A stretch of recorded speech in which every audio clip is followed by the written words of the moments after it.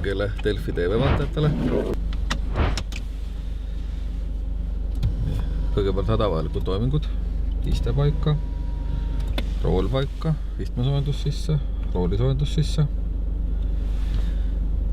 Ja siis mõtleme, kuhu me täna sõidame. Otsime näiteks nime järgi. Siin on top-auto, Sõpruse puiestee, Kristiine. Paljud kasutavad ka erinevaid rakendusi, mida saab tänapäeval laadida oma nutitelefonidesse. Üks Eestis väga levinud on Waze, kasutatakse ka Google Mapsi. Mina ise olen usinasti kasutanud ka Waze'i, et ta on suhteliselt hõlbus programm. Mulle meeldib teda kasutada, ta on hästi lihtne ja kasutajasõbralik.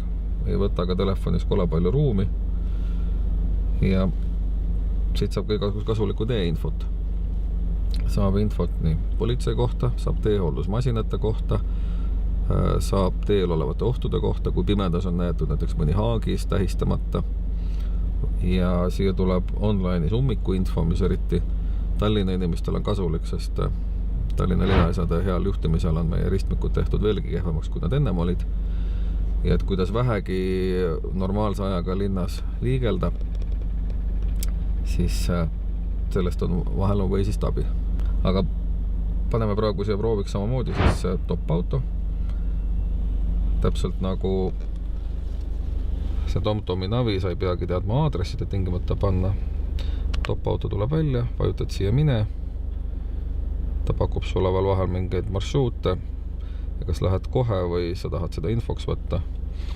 Kui me nüüd võrdleme, mis nad siis pakuvad sõidu ajaks, siis TomTom pakub 6.20, Waze pakub 7 minutit. Läbima on ühel 2.9, teisel on 3.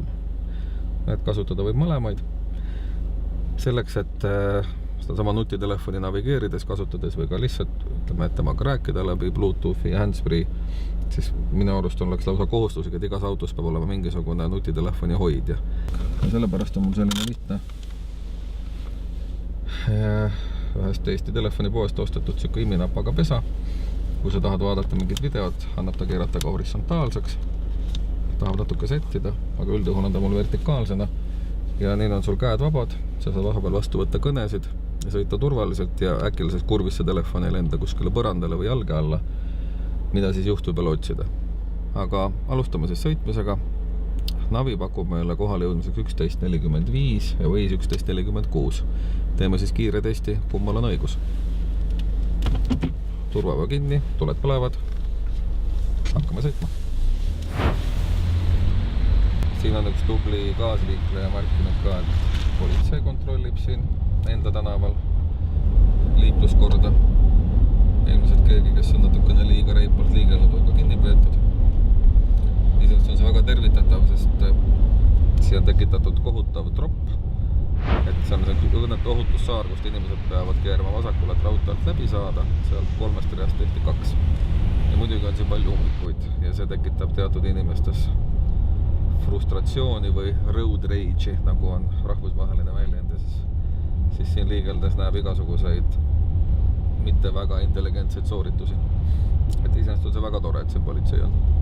Ja ühtpidi see on hea, isegi kui Waze'is on märgitud, et sa näed, et see politsei on, et see distsiplineerib juba eos neid, kes ei suvatse niimoodi liigelda, et ka gaasliiklejatega arvestada. Jõudsime nüüd just top-auto ette ja näeme, et Waze oli tegelikult täiesti perfektne. Ta pakkus 11.47 ja täpselt 11.47 siia hoovi keerasime ja sel hetkel, kui sai auto pandud seisma, keeraseti 11.48. Et TomTom oli minuti võrra liiga optimistlik, aga ilmselt ei osanud seda sama õnnetut väljapööret endlast viadukti alla arvestada, et see oli isegi praegusel kellaajal sai natuke oodata. Aga ütleme, see vahe on pool minut kuni minut, mis on ka täiesti aksepteeritav. Aga üldjuhul aitab muidugi ühest ainsast navigeerijast, et praegu me tegime lihtsalt testi, kuidas nad hakkama saavad sellise vahemaaga. Et minu hinnangul nii Waze kui ka TomTom on väga adekvaatsed.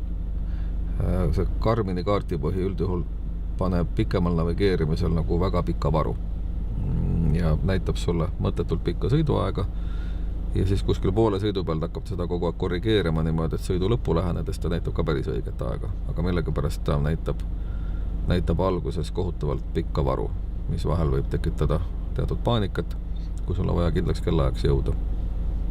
Mina ausalt esimest korda võtsingi Waze'i kasutusele sellepärast, et ma hakkasin kontrollima pikematel sõitudel nii-öelda Garmini põhjalise navi aegu ja avastasin, et seal võib olla täitsa tüüpiline see, et kui see autonavi Garmin pakkus 3,5 tundi, siis Waze pakkus 3 tundi ja reaalne sõiduaeg oligi tegelikult see 3.